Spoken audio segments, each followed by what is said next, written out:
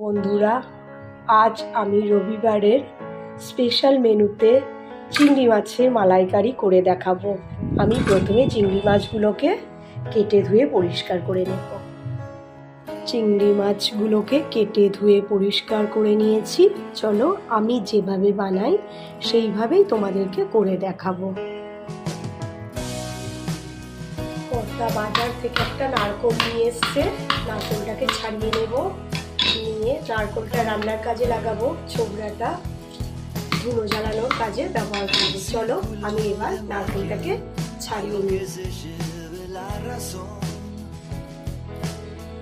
তোমরা অনেকেই নারকেল ছুলতে পারো, আর যারা যারা না ছুলতে পারো আমাকে দিয়ে যেও, আমি তোমাদেরকে ছুলে পাঠিয়ে দেবো।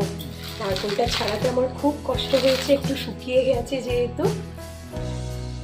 কথায় আছে, কষ্ট না করলে কেষ্ট পাওয়া যায় না। কিছু ভালো খেতে গেলে একটু তো কষ্ট করতেই হবে। চলো আমি আরেকটু পরিষ্কার করে নিই, নয়তো নোংরাগুলো ফেলে যাবে নারকেলটার মধ্যে।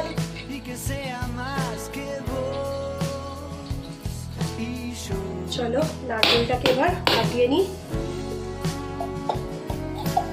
নারকেলটাকে কাটানো হয়ে গেছে, এবার আমি টুকরো টুকরো করে কেটে নেব। নারকেলটাকে পুড়িয়েও দেওয়া যেত, কিন্তু আমি টুকরো করে নিলাম, সেই তো মিক্সি করে নেব, তার জন্য একটু টুকরো করে নিলাম। এবার আমি হাত দিয়ে কিছুটা ছেঁকে নিয়েছি। আমার কাছে একটা ছোট্ট চা ছাঁকনি ছিল, সেটা দিয়ে এই নারকেলের ছিবড়াগুলোকে বের করে নেব। তোমাদের কাছে বড় ছাঁকনি থাকলে তোমরা সেটার সাহায্যে এই দুধটাকে বের করে নিতে পারো।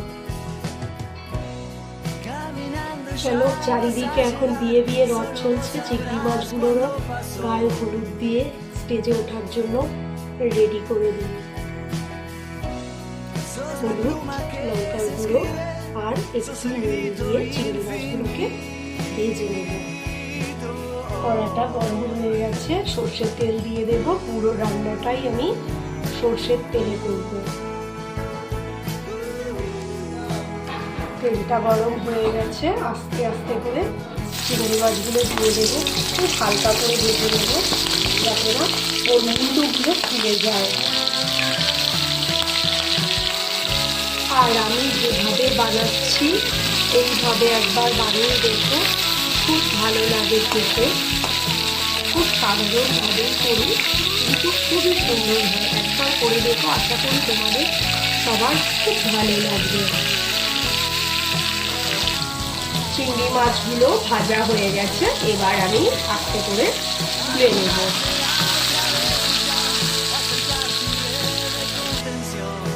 ওই চিংড়ি মাছ ভাজার তেলটার মধ্যে আমি আরও একটু তেল দিয়েছি। এর মধ্যে একটা শুকনো লঙ্কা আর হাফ তেজপাতা ফোড়নে দেব। দিয়ে আমি এখানে একটা মিডিয়াম সাইজের পেঁয়াজ গ্রেট করে রেখেছি, পেঁয়াজটাকে দিয়ে দেব। পেঁয়াজটা দিয়ে আমি 2-3 মিনিট নাড়াচাড়া করে নেব। এবার এর মধ্যে 1 চামচ আদা রসুনের পেস্ট দিয়ে দেব, দিয়ে একটু নাড়াচাড়া করে নেব আবারও। এবার এর মধ্যে দিয়ে দেব একটু নুন আর সামান্য হলুদ, আর ঝালের জন্য একটু লঙ্কার গুঁড়ো দিয়ে আবারও আমি পুরো একটু নেড়ে নেব মিশ্রণটাকে। মশলাটা যাতে না পুড়ে যায় তার জন্য একটু জল ব্যবহার করলাম।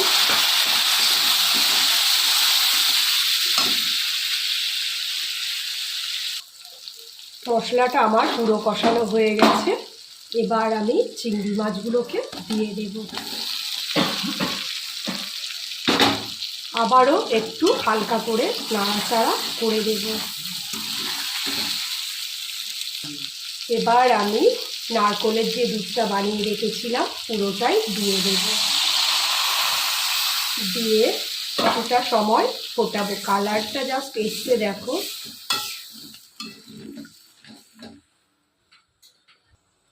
আমার চ্যানেলটি যদি না সাবস্ক্রাইব করা থাকে চ্যানেলটিকে সাবস্ক্রাইব করে আমার পাশে থেকো, আর একটা লাইক, একটা পারলে শেয়ার করো।